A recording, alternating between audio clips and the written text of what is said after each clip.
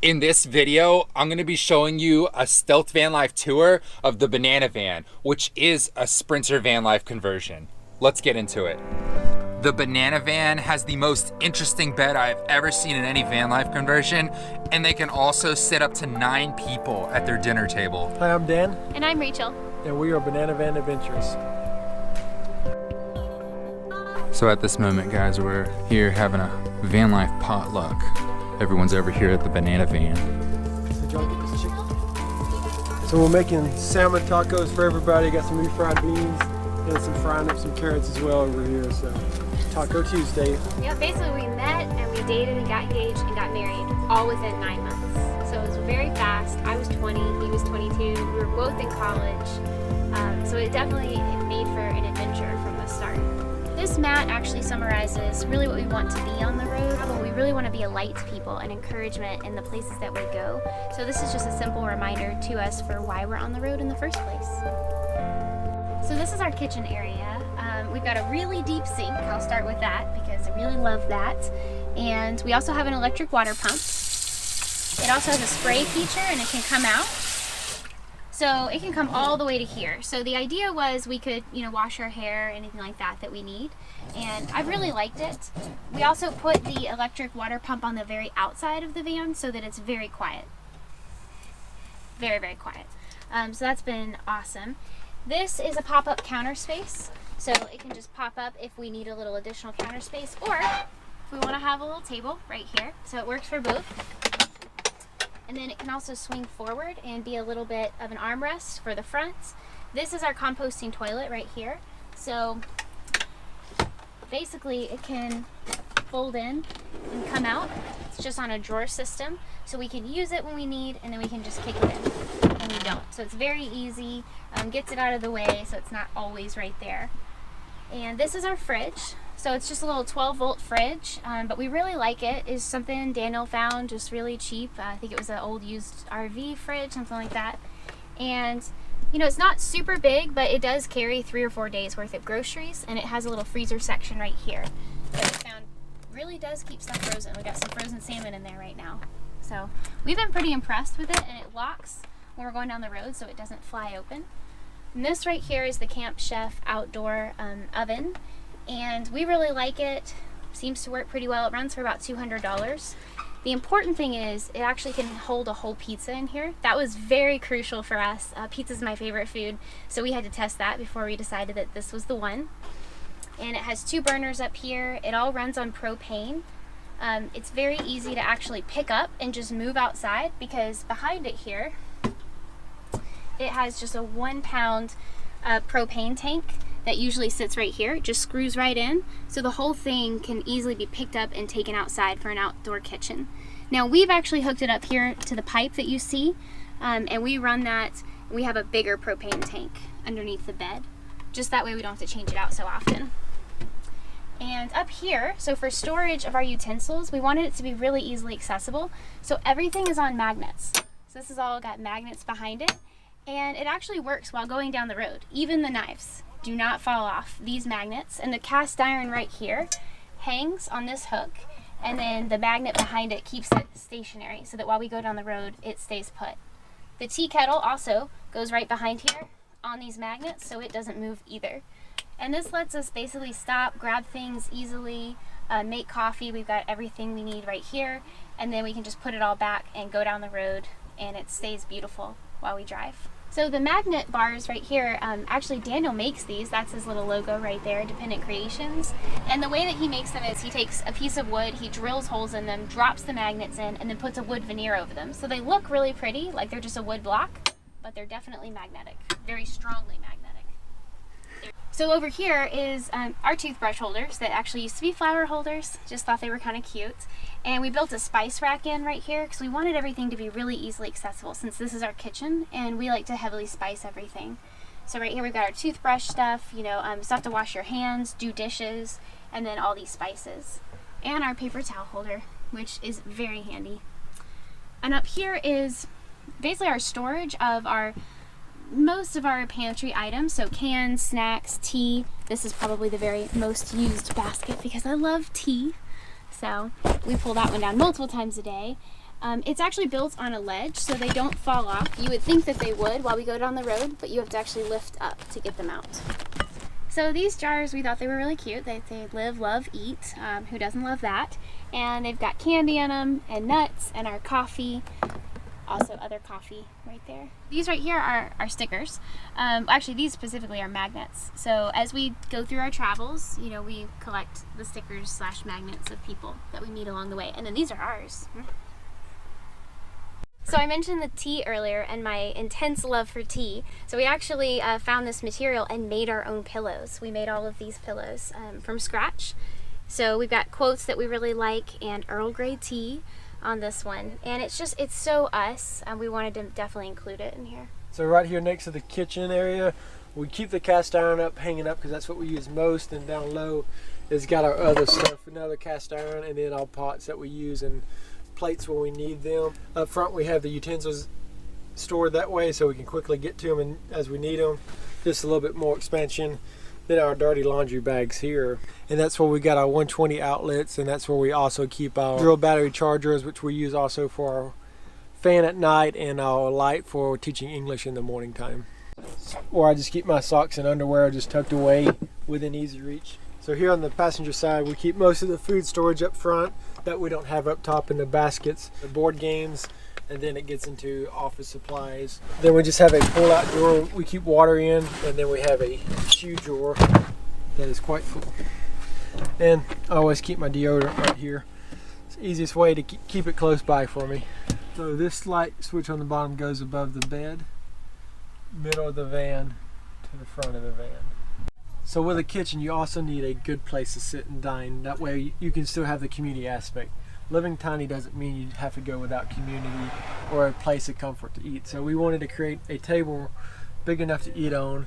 We did this one ourselves using maple and walnut. So it's got the bird's eye maple on the outside and curly maple in the middle. And this is walnut, the two black stripes. We're having dinner and it's more than 4 or 5 people. We do have the option to push the bed back and increase our seating to 6 to 7 comfortably. We've had 8 people playing board games in here before, and no leg is technically needed on the end. It just is held by gravity and leverage. So the bed rolls on skateboard bearings. We went to a skateboard shop and just picked up a pair of new independent bearings. Comes in a pack of 8, so we used all 8 bearings, 4 on each side, 3 on the front part of the bed, and then 2 for the back part of the bed that's on an actuator that raises. But all bearings roll on a wood platform that allows the bed to move forward into the living space or backwards to kind of be an outdoor bed as well. So the bearings go through the oak that's on the side. That way it's a good dense hardwood that the bearings can be stabilized in and bolted in with a bolt. And then we had to just use about 7 washers to get the appropriate spacing we needed to make sure it was always on track and never fell off. Bed is pulled out like this. We can actually lay under the stars and in the good weather and just look up. It's very peaceful. But for now, it also acts as our staircase to get to the roof deck.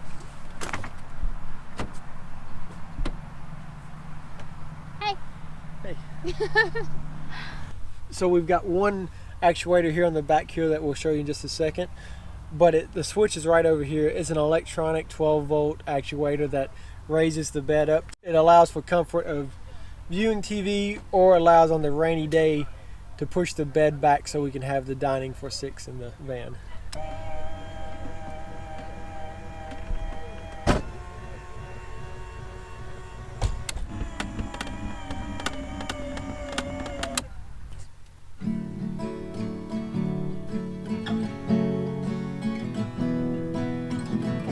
My favorite corner of the van because I've got my little reading lights and all my favorite books and my guitar all here within arm's reach. And up here is just some extra clothes storage, so underwear drawer, exercise clothes, towels, things like that. And then scooting forward, we can just pop down the TV and then we can just sit up in bed and watch TV. And we've also got our AC right above us if we're plugged in, so we can stay super cold in here. So the AC it does take a lot of power, so it doesn't run on our solar, so we really only use it if we're plugged in. If we're not plugged in, then we just have a fan that blows right here, and that's really not bad. That works 90% of the time. So this is our fan we use. It's a 2-speed, but it operates off of a tool battery. We set it here at the edge of the bed, and then it just blows on our feet throughout the night. And that having your feet blown on really helps your body stay a lot cooler, we've noticed. So for work, I actually work from this corner for 30 hours a week. I answer phone calls. Thank you. For a company, I'm a customer service advisor. So we needed me to be able to have the monitor just right here ready. So it pops right down and I can adjust it, and got my little laptop, and boom, I'm able to work for 30 hours. And then right here is actually the TV that I was just showing you. It flips around, so it just turns. So if we want to watch TV out here, we can, and this can go away at any time. So the closet rolls on just a piece of aluminum angle iron. It keeps the wheels in track so it won't bounce off going down the road.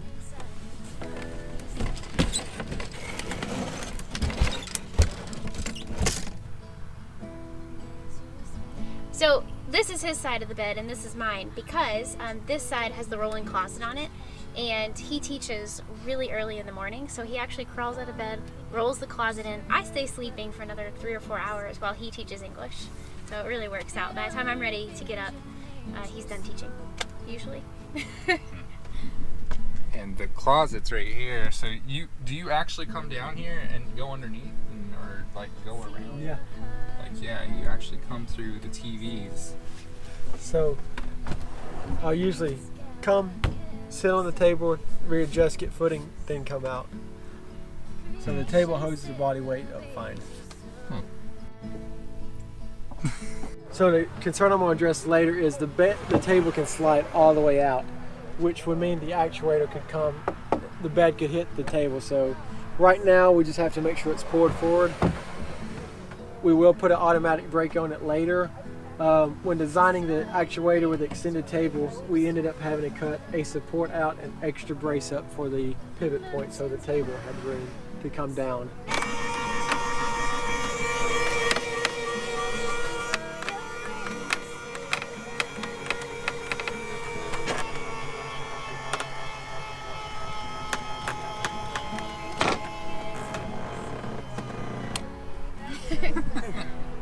Okay, so we keep all tools we might need on the regular basis. We like to go around and help out when we can.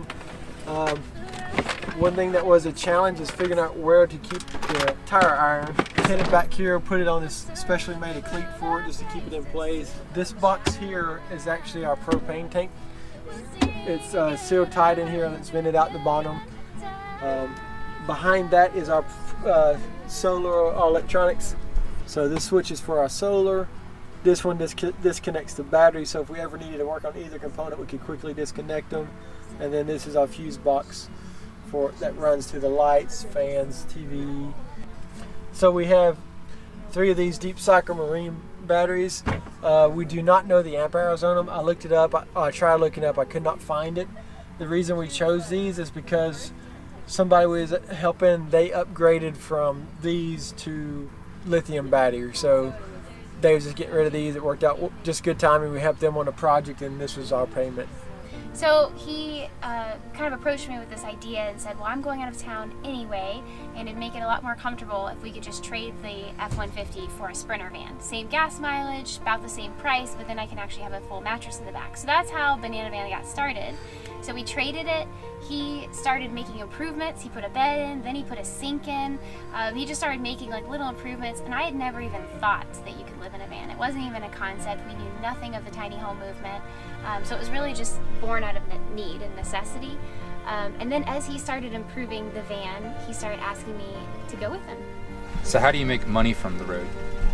So one of my primary sources of income is I teach English online. I'll grab the computer, set it up, and then just kind of give me a glass of water and then just go over the lesson, start teaching English with the kids. I do a tutoring, more of a tutoring session, a one-on-one versus a classroom setting.